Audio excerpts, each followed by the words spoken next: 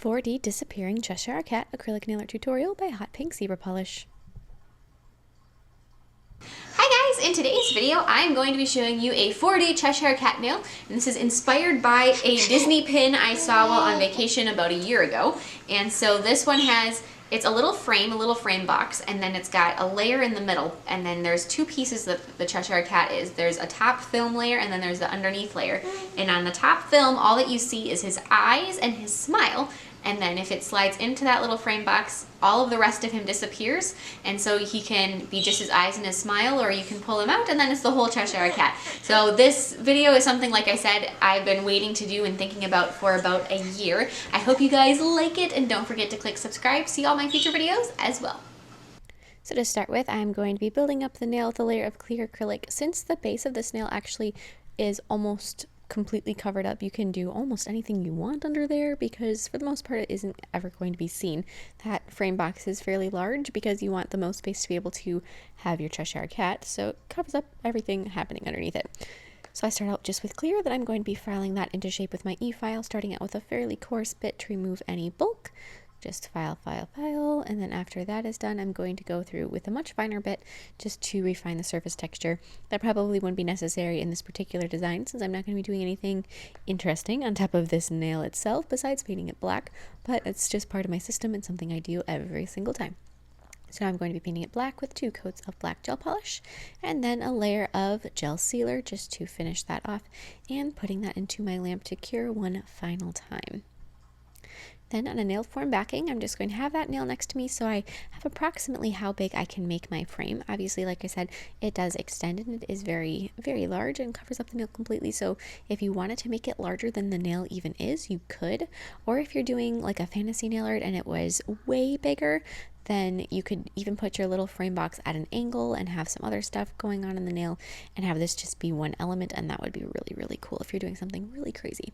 So make your 4 sides of the top of your frame box.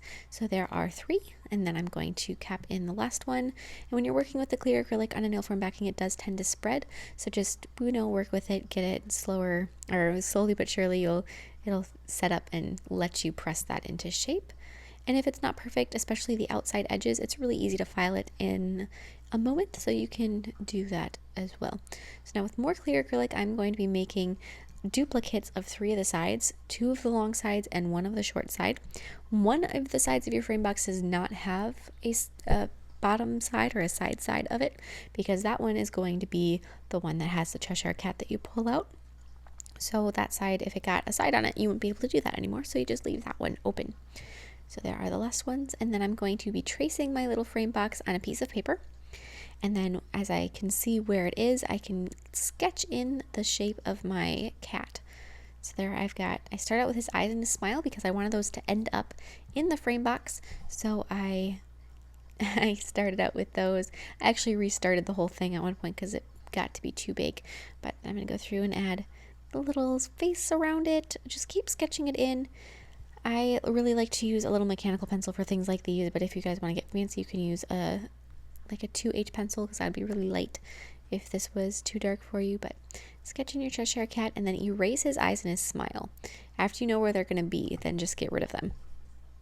So now I'm going to take, and I'm using little teeny tiny markers that I have that are very narrow pointed, and I'm going to color in my Cheshire Cat with that. Same thing though, you can use whatever medium you'd like to do this with. I would recommend maybe some colored pencils, or you could even do watercolor if you want to get fancy with it. You can do whatever you like. So just fill it in, starting out with a pink for the pink stripes. Then I use some purple for the darker stripes. The Cheshire Cat, depending on what image you look at, sometimes he looks like he's pink and purple, and sometimes he looks like he's more of a pale pink and fuchsia. So it depends. And then I'm going to fill in. I did not have a really light pink marker, so I did do that with a colored pencil instead. But then I'm going to take a little X-Acto knife, or whatever kind of craft knife you have, and I'm going to be cutting out my Cheshire Cat. I know I said it was an X-Acto knife, but it wasn't. It was some generic version of that. So just cut it out with that so that you get a really nice close cut on it. I'm using a cutting board underneath me so that if I cut through, I'm not tearing up my tabletop or my fingers or whatever is underneath it. Something that's durable is probably a good idea. Please ignore that black square. You'll see it a couple times in the video. It's completely unnecessary, so I cut that footage out of the video because in the end of it, I just painted over it. So don't worry about the black square. Feel free to completely ignore its existence. Yes, just keep cutting it out. Some of these little angles are a little bit difficult. I'm pretty used to using these kind of knives to cut stuff out like this. I used to be a duct tape aficionado back in the day, and I cut out all kinds of little teeny tiny pieces for different duct tape designs. So now I'm going to be using some lamination, some self-lamination sheets, and I'm going to be laminating my Cheshire Cat and my square. Again, ignore the square, it's not necessary. So just laminate those, push out all the air you possibly can, and then cut them out.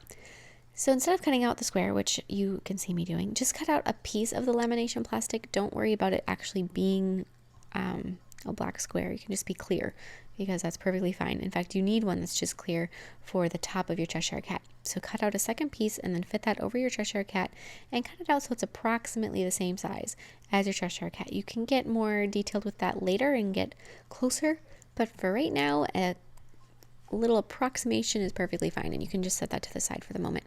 So then grab your black square or your clear square, whatever your square happens to be, and fit it so it's the same size as the top frame of your little frame box, and then glue it to the long side. So glue it right in the middle. You don't want to glue it on the top or the bottom of the sides, just straight down the center of those long extra sides that you made. And you can also glue in the top piece of it too if you'd like. Just glue those down. Add your top piece to finish that part off of it. And if your little frame sides don't match up perfectly, obviously, as you saw, I didn't measure anything, so it's a little bit wonky. It's kind of a measure twice, cut once sort of deal, and I measured nothing, so it might not fit perfectly. And that is something that I'm aware of and I'm okay with because I can fix it up with some more clear acrylic later. But for right now, again, it's good enough. So figure out how big that clear piece that's going to go over your Cheshire Cat can be because it needs to slide over the top within that frame. So then paint the inside of your frame black. This is where, as I said, painting or making that little black square that I did with my paper was completely unnecessary because you can't even tell it's in there anymore. So after you have that, cure that, apply some gel top coat on the inside. Recently I made a video about gel sealer versus gel top coat. This is not a gel sealer situation. This is a gel top coat situation. So it's kind of good to keep those different times in mind.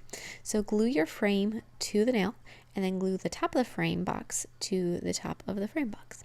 Just like so. Then take some clear acrylic and secure both the whole frame box to the nail and also reinforce all of those edges because there's a lot of little places that were glued together here, and that makes for some pretty fragile things if it's all just glued together.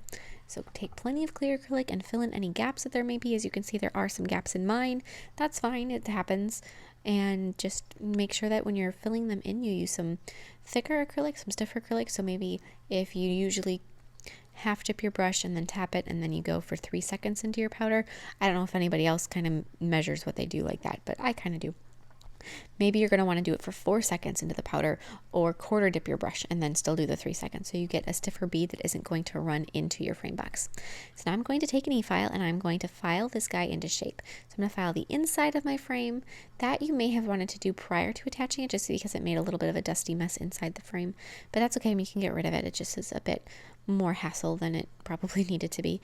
But then I'm going to file around it with a straight barrel bit. That's going to give you really nice, straight, clean sides, and you can clean up everything. And you can clean up everything really easily with that, especially if you are accustomed to using an e-file. So now I'm going to be painting the frame a really pretty fuchsia sort of color gel polish, adding a second coat to that. Make sure it is going to stay nice and opaque, especially when it's covering up some black stuff, some black underneath there. It might need that. Then I'm going to be applying a layer of some glittery gel over the top of the front of the frame, and then grabbing some rhinestones and placing some pink and purple rhinestones here and there just around the frame to really glitz in it. I don't know if you guys could hear that. My cat's asking me why I'm not petting her. But after you have that done, then I'm going to go back to my Cheshire Cat, and with multi-surface paint, I'm going to be painting on the smile and the eyes of my Cheshire Cat on that clear film piece. So not on the Cheshire Cat piece directly, but on the clear film piece on top of it. And somehow I missed this or missed talking about it, but you have to glue just on the very edge of the tail, glue those two pieces together so it's kind of almost like a book so it can open up. And then after I've got the white of the smile and the yellow of the eyes, I'm going to be taking some black multi-surface paint and I'm going to be outlining it. And if you guys are curious about the multi-surface paint, it's even safe in the dishwasher, so it's definitely going to stick to this little piece of plastic. And then you can slide that piece into your frame box, and as you can see, you got either the eyes and the smile, or you can see your whole little Cheshire Cat. The tail does stick out as a handle, which works out well, plus I think it's a cute little thing to have the tail sticking out the end of it. I hope you guys like this design as much as I do. Please share recreations with me on Facebook or Instagram. I'd love to see them, and I will see you in my next video. Bye!